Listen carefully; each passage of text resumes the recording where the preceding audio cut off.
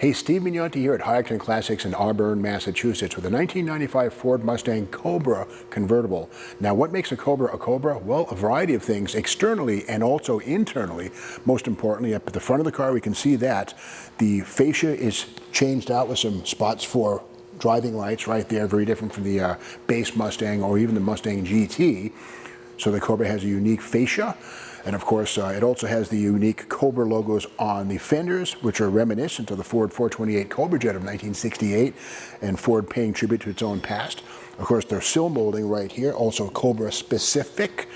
And again, this is a drop top. Getting back to that, we did a video a little while ago focusing on a Fox Mustang GT convertible. And those were built initially at Ford's River Rouge plant as hard tops. Then they were sent to Cars and Concepts in Brighton, Michigan to be decapitated and turned into convertibles. That happened like over like 100,000 times. A lot of cars were done that way. But with that said, the SN95 Mustang, the second gen of the Fox, if you will, the Fox 4, was born to be either a hatchback or a convertible. So these are much more rigid. They don't have to take a trip to Cars and Concepts. These are built in-house at Ford's River Rouge plant to be convertibles. No cowl shake, nothing like that. These are far more effective in torsional rigidity than the Fox ever was. So Ford kind of got their act together with these cars a little bit more. Another thing that's unique to the Cobra is the side scoops here, which are functional. They actually direct air toward the rear disc brake calipers for cooling effect at speed and on a road course. And of course, these are larger PBR front and rear with 13-inch rotors up front and nearly a 12-inch rotor at the back, larger than standard GT stuff for sure. Another detail that's kind of cool about the Fox 4 or the SN95 Mustang, the first Mustang born with 5-lug wheels and 4-wheel disc brakes, no more drums in the back. Even on the base models, the V6 cars, they all had 5-lug wheels and 4-wheel disc brakes, which is pretty cool. Now this, of course, is a convertible. We can see that's clearly the case, and you know, very tidy inside of here. On the Cars and Concepts built Fox Mustang convertibles, you put in here, you can cut yourself on some raw edges. These are much more finished. This pieces here, they're tidy and effective and good-looking cars. Now these were only available in 3 colors, the Cobras, either in coupe or convertible, either white, red, or black. So they're kind of unique, very a collectible car for sure. The detail about the Cobra is the trunk spoiler, which is very unique and different from the Ford GT Mustang. So here it is right here, SVT only. And the rear fascia down low continues the theme of the body rocker sills, and of course dual exhaust as you would expect on a Mustang GT or Cobra coming out the ends here. Now getting back to the Mustang GT part, we have to learn more about what powers this and all 1995 Cobras. It's something kind of unique. Let's go open the hood. Another piece of Cobra branding that's unique to the Cobras is the Cobra snake grill ornament right here in the center of the grill, right in your face. If you're driving a 5.7 IROC or even a 5-liter IROC, you definitely don't want to mess with a Cobra equipped Mustang. Here's why. Well, there it is.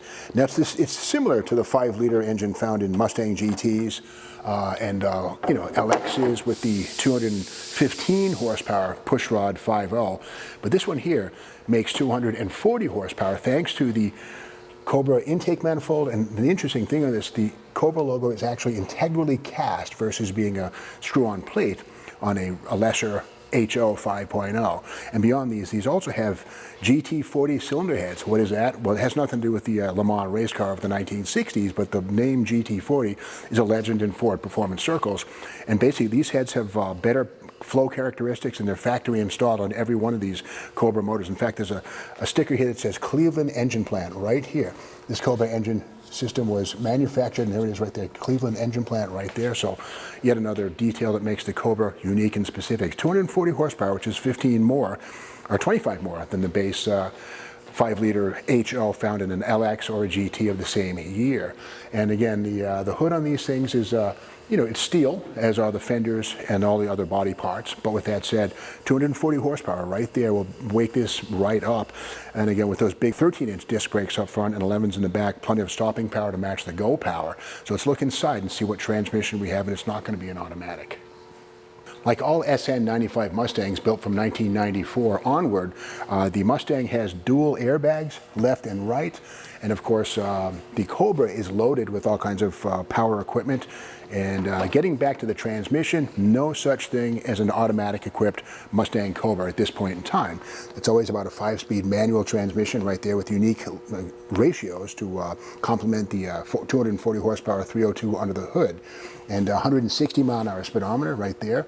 And in fact, these also have Crane roller rockers right from the factory. Now, we all know that Harvey Crane was the proprietor of Crane for years and years, and Crane was one of the better names in aftermarket high performance cabs. Well, Ford adopted Crane roller rockers for the use in the Cobra motor, installing them at the engine plant. We saw the sticker. So anyway, here's the leather interior on this one here, and again, one of 4 colors, or 3 colors, silver, red, and black. And here we have the black version right here. Beautiful example, and again, 5-speed manual transmission. This one is well loaded with air conditioning, power seats, lumbar support, all these things that are go with a $25,000 car. That's what these were when they were new. About $4,000 more than a lesser Mustang GT convertible. And again, no more cowl shake because these are born to be a convertible or a hardtop, either or, you choose. Now coming to the back of the car, we can see right here, you know, the Cobra specific badge right here.